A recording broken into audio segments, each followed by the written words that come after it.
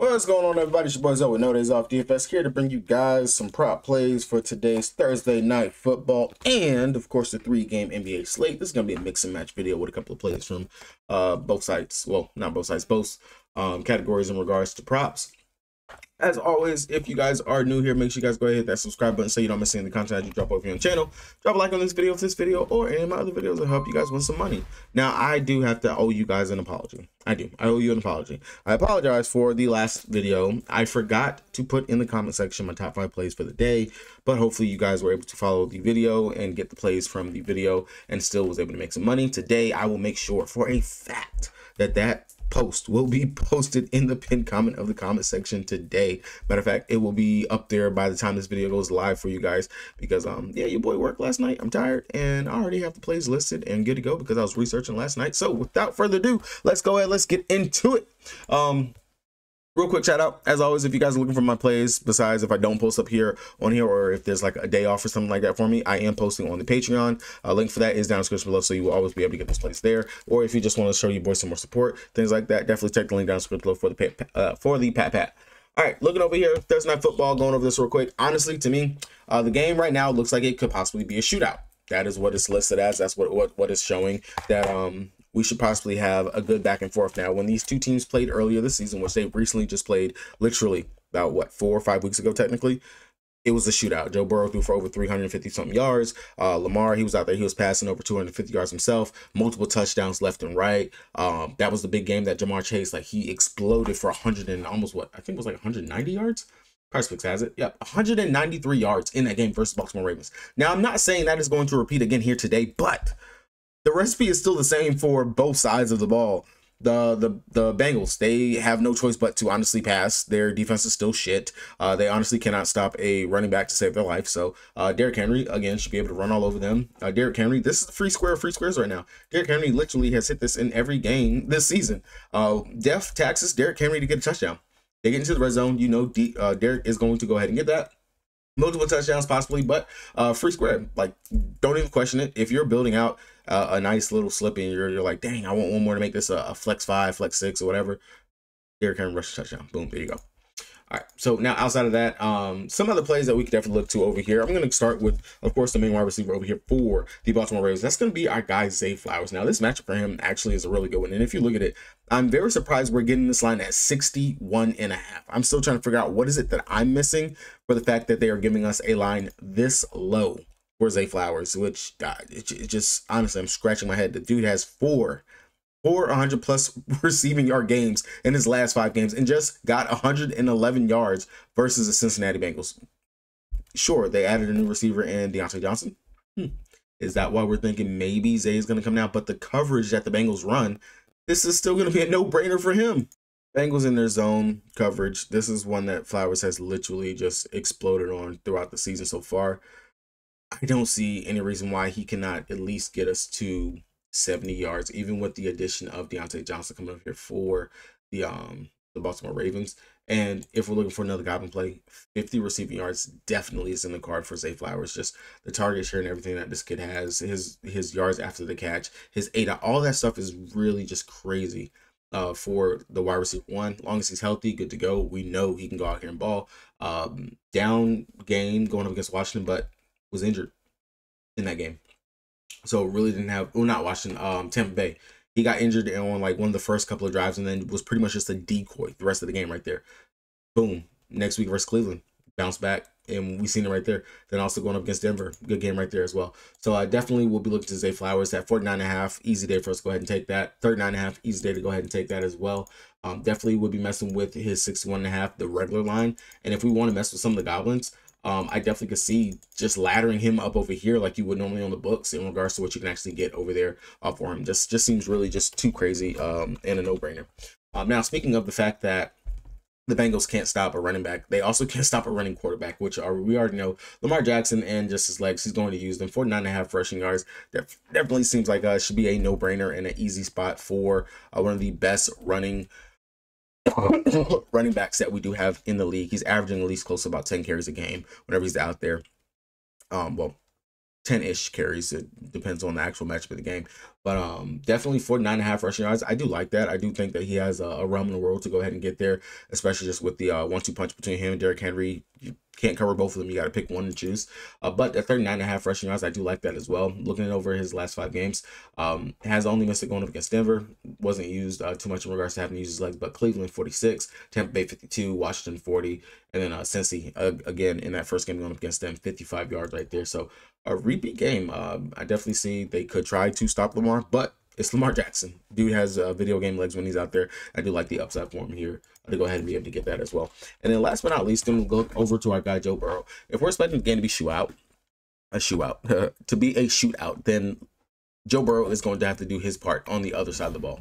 So that 270.5 passing yards, when we look at it, first game going up against them, Baltimore, he threw for 392 yards. Not going to say he's not going to go out here and throw for at least about 250, which I do kind of have him predicted for that. But that 224.5, I do like the upside of going ahead and getting the safety for that, because still Baltimore Ravens, that is the one spot that you can still go ahead and continue to attack them is through the air, because their pass defense is still shit. So Joe Burrow, even though he is going to be missing T. Higgins, I do think that we can actually pair him up with, of course, Jamar Chase.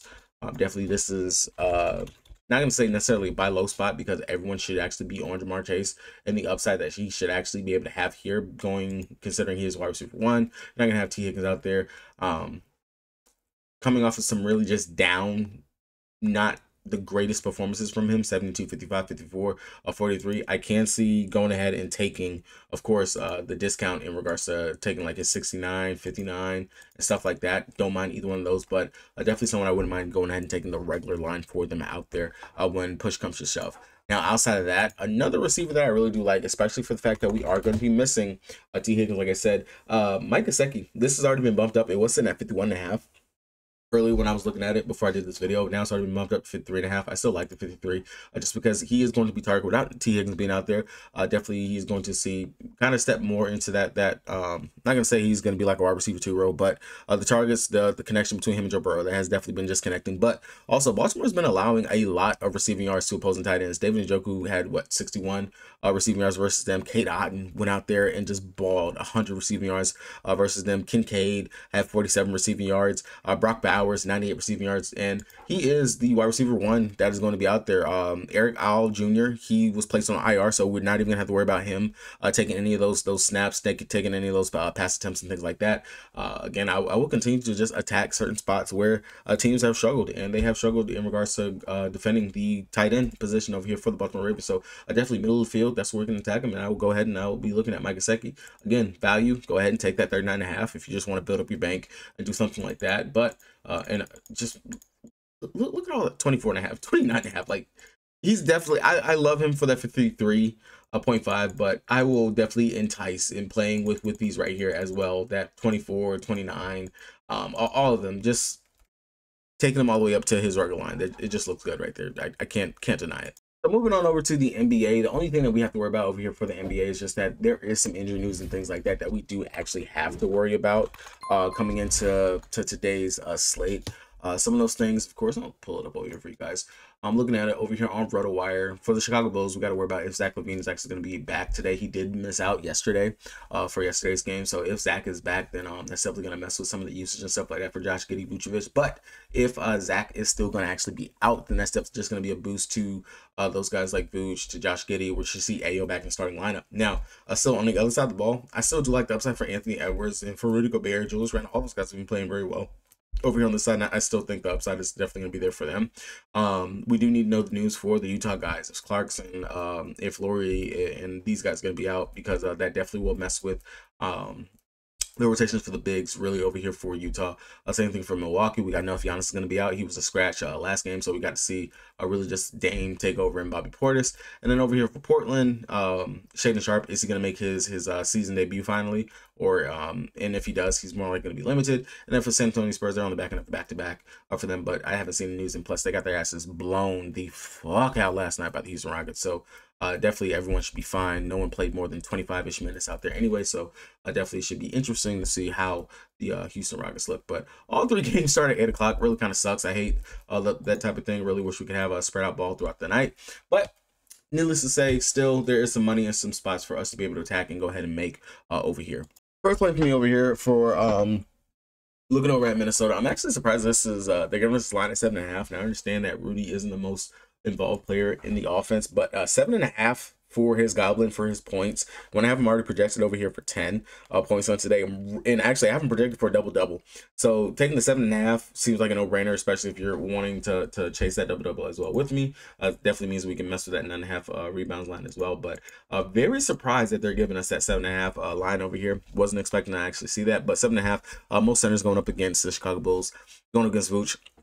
Not the greatest rebounder. We know Rudy can go ahead and get some offensive putbacks. Definitely has a lob threat out there as well for the Minnesota Timberwolves. 7.5 just seems way too easy in regards to what he can actually go out here and do. Opposing centers going up against the Chicago Bulls. Looking at last couple of them, like Walker Kessler, he went out there. He had 12 points going up against him. Nick Claxton, he had 12 points himself as well. Wendell Carter Jr. 14 before he got injured. Jaren Jackson Jr. 19. Jay Huff on the Memphis Grizzlies, he had 10 himself as well. Brook Lopez, he didn't hit this, he only had 7. So definitely the upside to go ahead and chase after this 7.5 and just the double that I'm expecting for Rudy Gobert. That's just way too easy right there. As a nice little Goblin play that we can look to on today's slate.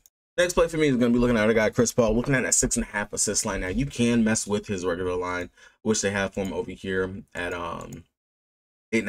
I can mess with that, but just for the fact that for Chris Paul, I actually do have him projected to go out here and get right there around that 8 assist line is what I feel comfortable with him. He is averaging roughly about 18 potential assists a game. Again, last night they got blown out. He didn't play but about 20 minutes, so I do fully expect for Chris Paul to go out here and play a fast-paced game going up against Portland. We know they can definitely get up and down the court. On the other side, they don't have anyone that can defend Wemby. This should be some easier assist plays for Chris Paul to be able to get down to Wemby. I don't mind Chris at the 8.5, but I will, of course, you guys know I'm all about safety over here. That 6.5 line, he's covered that in 4 out of his last 5 games. Again, got blown out in this Houston Rockets game, so I'm just going to throw that one in the trash. But looking back so far to start the season, his hit rate, honestly, for his assists has been a pretty great. 10 assists, 13, 10, 9, 3 versus Houston, which is just Houston seems to be the kryptonite. But first game versus Houston, 9 assists. And then first game versus Dallas, he had 8 assists in that game right there. So, again, upside for Chris Paul to go over that 6.5 assist line. That's really just kind of a safe floor. No-brainer that I really do like the upside on for Chris. I definitely will be looking at take that one right there as another play. And like I said, looking at it, running mate that I believe we can look to on the other side for Chris Paul, just because some of his assists actually do go to him, will be Wemby. So pulling up Wemby, as long as he's not going to be on any crazy type of minutes limit, and if they actually go ahead and they give us his fantasy point score, this is one of those games where I can see him getting a ton of blocks and steals like what he normally goes out there and does. Didn't do too much, of course, going up against Houston Rockets. 3 block shots in that game, 9 versus the Clippers. Playing against someone that plays down there at the rim in DeAndre Ayton, this should definitely be a spot where we can see a pretty good block game from Wemby. He had 7 blocks going up against them last season in their first game that he played versus them. Second game, he only had 2 blocks and 2 steals, but still put up a very decent fantasy point number. So if we actually do get the fantasy points, just because the upside for his blocks and steals is there. And then again, of course, no one is really going to be able to stand out there with this juggernaut whenever he actually decides he wants to go ahead and score. 24.5, that's more of a lean play for me. 18.5, I do like the over for that. That should be an easy day for him to actually be able to go out there and get. As long as he's not on a minutes limit or anything like that for any type of restriction, definitely should be an easy day for him to be able to go over that as well. Really, that's going to be it for me. Like I said, it's a small NBA slate, only 3 games, and of course, we're still waiting on some injury news and stuff to come out. So I can't even go over a full list of everything over here on the slate, because we still need to know, is Giannis going to be in, Zach LaVine, things like that. So definitely check back later on. I might post something a little bit extra down in the comment section for you guys. If not, hopefully you guys got something from this video. Drop a like on the video if you guys did enjoy it. Good luck to everybody. Peace.